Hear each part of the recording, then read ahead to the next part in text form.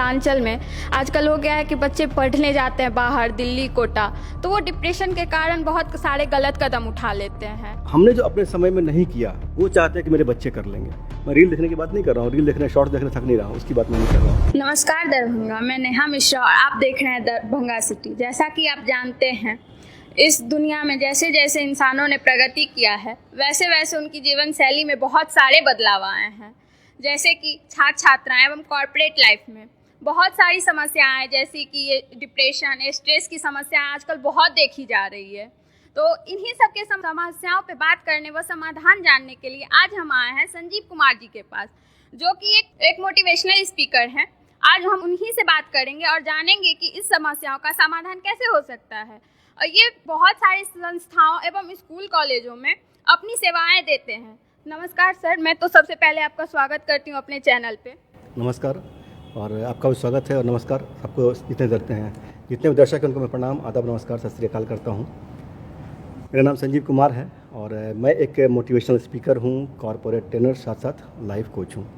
Sir, मैं जानना चाहूँगी कि आप जो मोटिवेशनल स्पीकर हैं, कॉर्पोरेट ट्रेनर हैं, इसके ज़रिए आपने जो अब तक का सफ़र शुरू किया है, सफ़र जारी है, उसका शुरुआत आप कहाँ से किए हैं और कब किए हैं? ऐसा है ना कि देखिए, शुरुआत तो कह सकते हैं कि ये बचपन से है एक्चुअली, क्योंकि जब मैं स्कूल्स में था, कॉलेज में था, तो वहाँ पे जो अपने फ्रेंड सर्किल में जो है, जो भी मेरे फ्रेंड्स कुछ गलतियाँ करते थे, मैं उसे कहता था कि ये गलत नहीं करो, ये गलत है, ये सही है। तो थोड़ा सा इसको डिस्टिंग्विश किया करता था, उन लोगों को गाइड देता था और लोग मेरी बातों को मानते थे, मेरे विचारों को लोग समझते भी थे।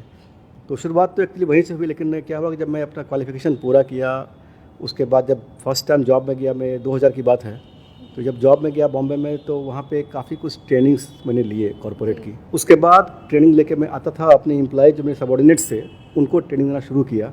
तो चूँकि ये सिलसिला बचपन का था, उससे अच्छी बातों को लोगों को बताना, तो वहाँ से मैं डेप्थ में गया कि और ज़्यादा मतलब इसकी जानकारी मुझे मिली, कॉर्पोरेट की ट्रेनिंग मिली। तो वहाँ से शुरू, और आज लगभग अगर कहते तो बचपन से है, लेकिन बट एक परफेक्शन जो है 2000 के बाद से आना शुरू हुआ। आज लगभग 24 साल करीब हो गए, 23-24 साल हो गया। तो 23 साल से इसमें हूँ और कॉर्पोरेट में काम भी करता हूँ, लोगों को, अपने एम्प्लॉयज़ को ट्रेनिंग भी देता हूँ, अपने साथी जो सबॉर्डिनेट्स हैं, और उसके साथ साथ जो है स्कूल्स कॉलेजेस में अभी काफ़ी जगह हो रहा है, उसमें दे रहा हूँ। और हाल ही में जो है, अभी 3-4 महीने पुरानी बात है, हाल ही में पटना में जो है आपके क्या कहते हैं, सुपर 30 के जो हैं श्री अभयानंद सर, उन्होंने सम्मानित भी किया था। उसके बाद फिर छत्तीसगढ़ भी मैं गया था, इसी कार्यक्रम CRPF के तहत, CRPF का कार्यक्रम था, वहाँ पे तनाव के ऊपर में बातें थी। बाकी स्कूल्स वगैरह कॉलेजेस में अक्सर ट्रेनिंग देता रहता हूँ, लोगों को, बच्चों को समझाता हूँ, और इसी क्रम में बस चल रहा है, सिलसिला चल रहा है। हिंदुस्तान में बीच में प्रोग्राम हुआ था, प्रतिभा सम्मान, फिर जाके दैनिक जागरण का सम्मान प्रोग्राम हुआ था, आपको जीनियस अवार्ड था जागरण का। तो इस सब तरह का कार्यक्रम अभी चल रहा है। और एम्प्लॉयज़ को, कॉर्पोरेट्स को, कुछ फैमिलीज़ के इशू में कुछ लोग आते हैं मेरे पास कि कुछ फैमिलीज़ का कुछ जो पर्सनल होता है वो तो मैं शेयर नहीं कर सकता हूँ, तो उसके ऊपर में हम लोग बात करते हो, तो 1 to 1 हम लोग बात करते हैं। तो लोगों को मेरे विचार समझ में आते हैं, इसके लिए मैं शुक्रगुजार हूँ ईश्वर का, अल्लाह का, ऊपर वाले के, खुदा का, कि लोग मेरी बातों को समझते हैं, मानते हैं। तो बहुत बहुत। और सर, मैं जानना चाहूँगी कि जैसे आजकल होता है कि आपकी सफ़र की शुरुआत कहाँ से हुई, आप कहाँ से हैं और आपने सफ़र की शुरुआत कैसे की? बेसिकली मैं अररिया कोट है, जो कि मिथिलांचल का ही पार्ट है, मिथिलांचल कह सकते हैं, तो वहाँ से मेरा जन्म स्थान है। उसके बाद मैं अभी मिथिलांचल में हूँ। पढ़ाई लिखाई तो मेरा जो हुआ, लेकिन 2000 के बाद से जो है मैं काफ़ी जगह इंडिया में बहुत सारे स्टेट्स में जॉब किया और बहुत जगह ट्रेनिंग लिया, बहुत सारे लोगों से मिला। तो इस सब जितना भी मेरा अनुभव है, तो आज लगभग करीब 23 साल से ज़्यादा, 24 साल, 2000 से लेकर 2024 में चल रहा है, तो मोटामोटी 23 साल मेरा कंप्लीट हो गया एक्सपीरियंस का, जो कि कॉर्पोरेट्स के लेके बाकी और सारे क्षेत्रों में है। तो उन सबको मैं एक्यूमुलेट करके कुछ नया देने की कोशिश करता हूँ। और हमारे जितने युवा पीढ़ी के लोग हैं उनके लिए स्कूल्स कॉलेजेज में काफ़ी प्रोग्राम्स मेरा होता है, जो कि उनके लिए बहुत मतलब बेनिफिशियल है, तो उसको मैं कर रहा हूँ। इस तरह से चल रहा है। और सर, मैं जानना चाहूँगी कि जैसे आप जानते होंगे, मिथिलांचल में आजकल हो गया है कि बच्चे पढ़ने जाते हैं बाहर, दिल्ली, कोटा, तो वो डिप्रेशन के कारण बहुत सारे गलत कदम उठा लेते हैं। और जैसे कॉर्पोरेट कल्चर में भी होता है कि आजकल लोगों को स्ट्रेस, डिप्रेशन बहुत होने लग गया है, तो आप इसके कारण बता सकते हैं? देखिए, जहाँ तक बच्चों का सवाल है ना, आपका बिल्कुल सही सवाल है, बहुत ही अच्छा सवाल है। कि आजकल मैं देख रहा हूँ कि बहुत जितने भी मतलब कहीं की जो अपने अपने जगह से, चाहे दिल्ली हो, बम्बई हो, कलकत्ता, मद्रास, कोटा, राजस्थान, जहाँ भी बच्चे लोग वहाँ जा रहे हैं और काफ़ी स्ट्रेस का शिकार हो रहे हैं। तो पहले तो मैं बच्चों से भी कहूँगा, साथ साथ पेरेंट्स को भी कहना चाहूँगा। पहले बच्चों से मैं ये कहता हूँ कि देखो बच्चों, मार्कशीट तो महज एक कागज़ का टुकड़ा है, लेकिन तुम तो किसी के दिल के टुकड़े हो ना। तो क्यों मार्कशीट के पीछे दौड़ते हो? अपने जो दिल के टुकड़े हो अपने पेरेंट्स के, उसके ऊपर ख्याल करो। जब भी कभी मन में ये ख्याल आए ना कि पूरा ख्याल मुझे कुछ ना कुछ गलत कमिट कर लेना है, तो अपने पेरेंट्स का चेहरा याद रखना, अपने पेरेंट्स को ज़रूर देखना, तो ये ख्याल नहीं मिट जाएगा। और दूसरा मैं पेरेंट्स को कहना चाहूँगा कि कभी कभी क्या होता है ना कि बहुत सारे पेरेंट्स जो हैं, जो हम लोग भी पेरेंट्स हैं, तो हमने जो अपने समय में नहीं किया वो चाहते हैं कि मेरे बच्चे कर लेंगे।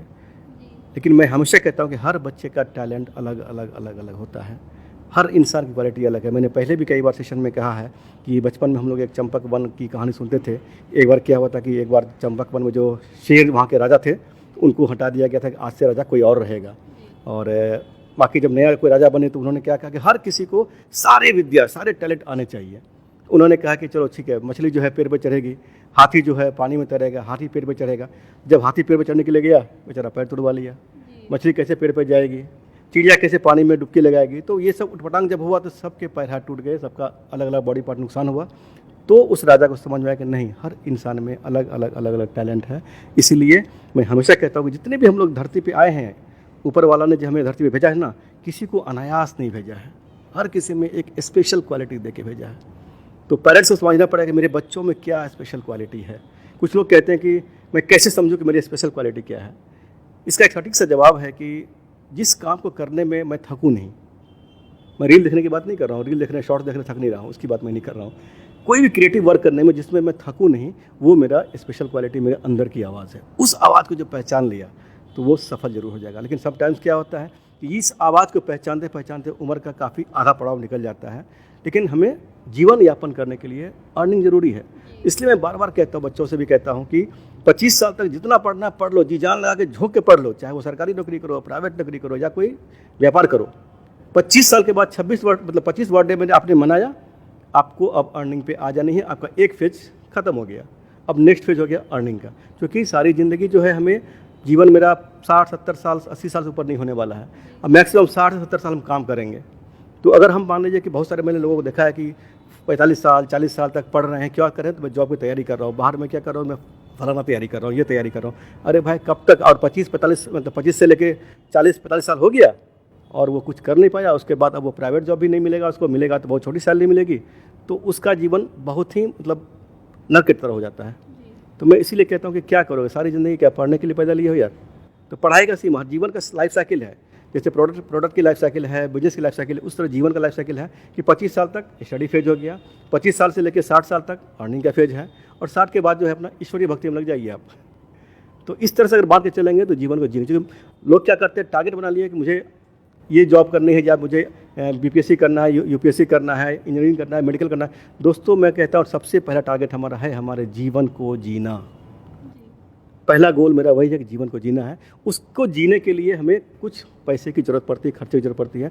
उसके लिए अलग अलग ये टारगेट्स है कि हम ये जॉब करें, ये जॉब करें, ये क्वालिफिकेशन करें, ये करें। ठीक है, वो सब कीजिए, लेकिन पहला गोल हम भूले नहीं, हमें जीना है। तो मैं सारे बच्चों को बोलूँगा, सारे पेरेंट्स को बोलूँगा कि बच्चों पे स्ट्रेस ना करें और जीवन को पहले जिए।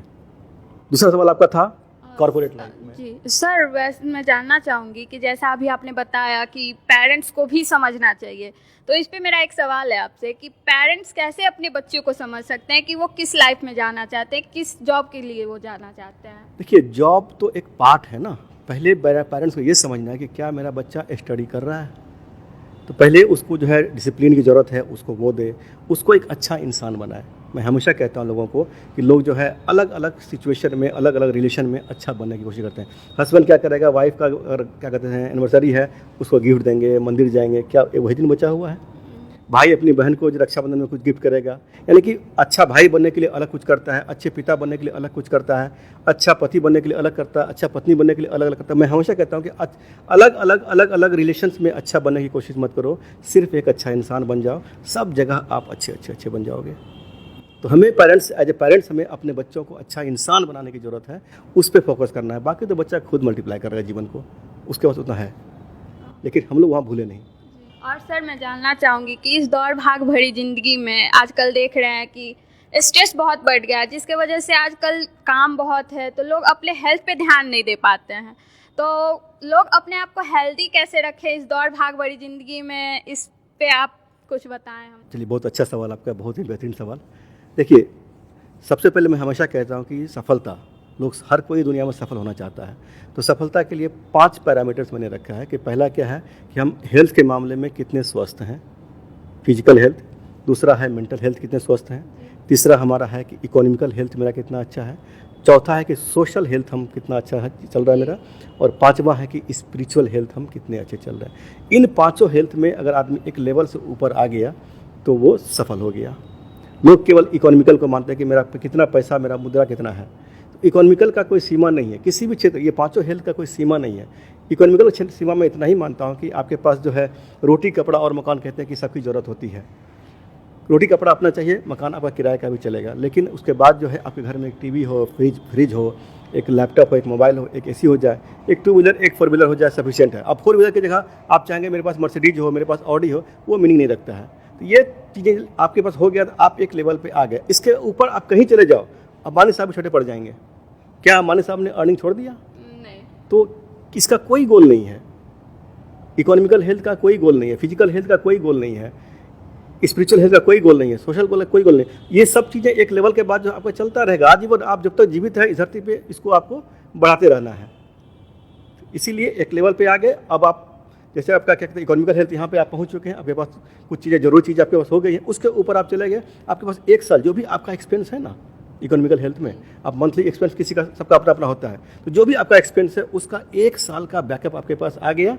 और कुछ चीज़ें जो मैंने बताया वो चीज़ आपके पास आ गई, आप अमीर हो। उसके ऊपर आप जो भी करो कोई नहीं है। तो इतना चीज़ आप कर लेंगे, सब सफल। लेकिन हम लोग क्या करते हैं, हम लोग जो है रातों रात कुछ बनने के चक्कर में इधर उधर भटकते हैं, किसी के मतलब क्या किसी शिकार में फंस जाते हैं।